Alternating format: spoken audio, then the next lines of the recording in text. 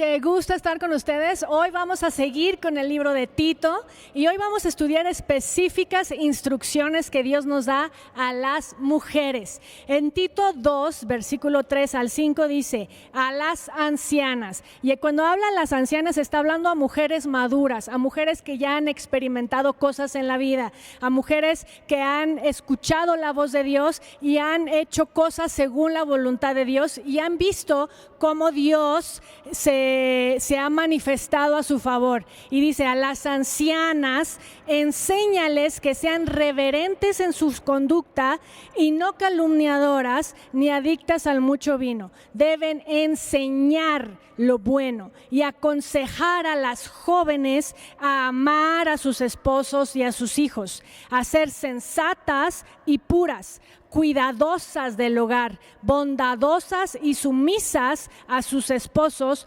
para que nadie hable mal de la palabra de Dios. Aquí está una instrucción de cómo el Señor dice que las mujeres tienen que ser y cómo las mujeres tienen que enseñar a otras mujeres. Amén, así es, profeta. Y también como uno que ya ha vivido.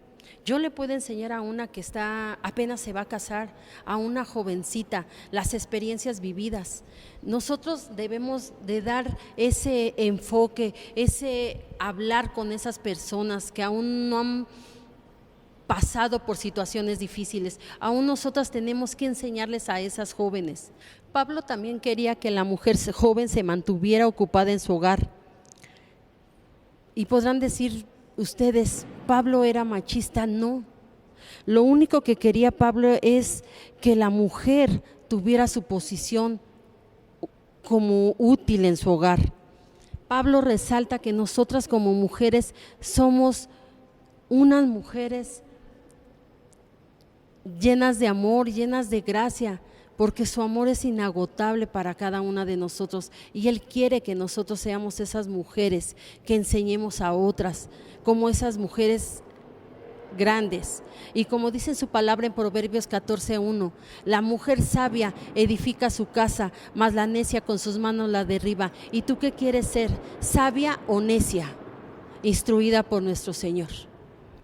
Qué impresionante cómo Dios nos da ese instructivo de vida a las mujeres. Uno puede decir, pero es que nadie me dice cómo ser, nadie me enseñó a ser mamá, nadie me enseñó a ser esposa. Pues en el mundo no te enseñan, pero Dios sí te enseña. Y es la manera perfecta. Si tan solo lo escuchamos, si tan solo confiamos que esa es la manera que va a bendecirnos y va a mantenernos firmes, estables, con matrimonios sólidos, con hijos que crecen sanos, lejos de toda esa oscuridad que ahora está tan prevaleciente en contra de la juventud.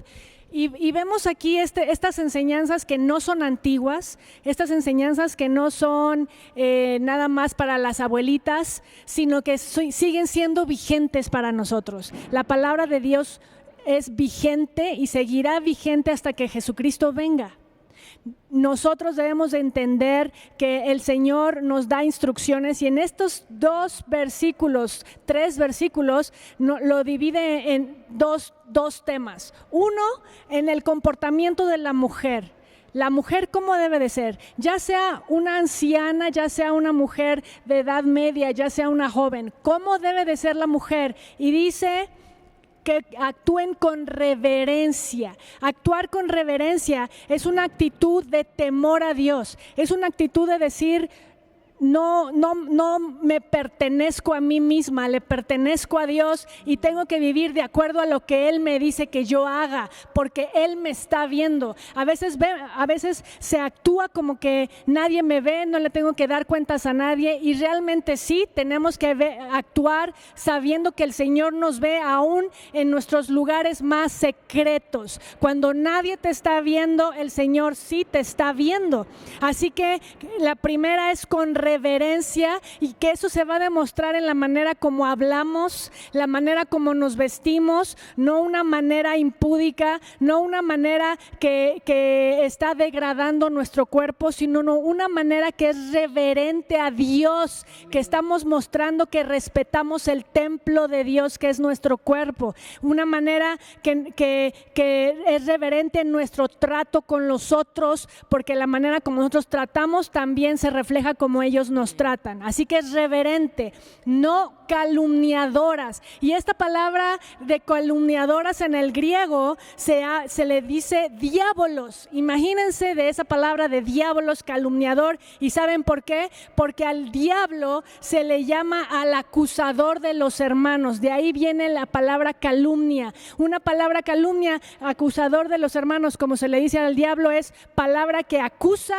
y que es chismosa. Así que las mujeres no debemos de imitar lo que hace el diablo, que acusa y es chismoso y que está haciendo nada más pleitos entre unos y otros, y que está criticando y que está fijándose en lo que otros hacen nada más para burlarse, para hacerse pensar uno más alto que los demás, sino que nosotros no seamos calumniadoras, no hablemos mal de la gente, sino que nosotros tengamos respeto de nuestras palabras hacia los demás.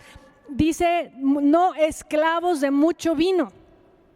Realmente en el mundo la gente busca el vino para olvidarse de sus problemas, para tener un poco de tiempo de diversión, pero el Señor nos dice, no lo necesitas, yo voy a hacer que tú tengas paz, yo voy a hacer que tú tengas gozo en tu corazón, no necesitas el vino.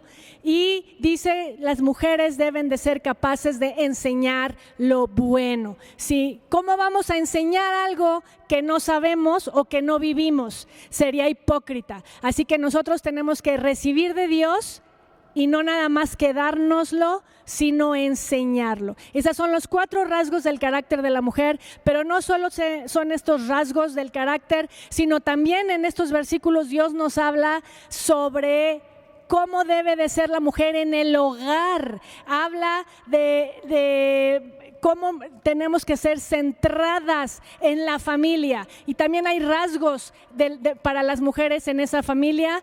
1, cómo ser con el esposo, cómo tenemos que amar a nuestros maridos, y podríamos decir, pues es que eso es lógico, yo lo amo. Realmente no es lógico, porque muchas veces el amor es contaminado. Sin Dios ese amor se hace un amor manipulador, se hace un amor contaminado, pero tenemos que amarlo correctamente según la palabra de Dios.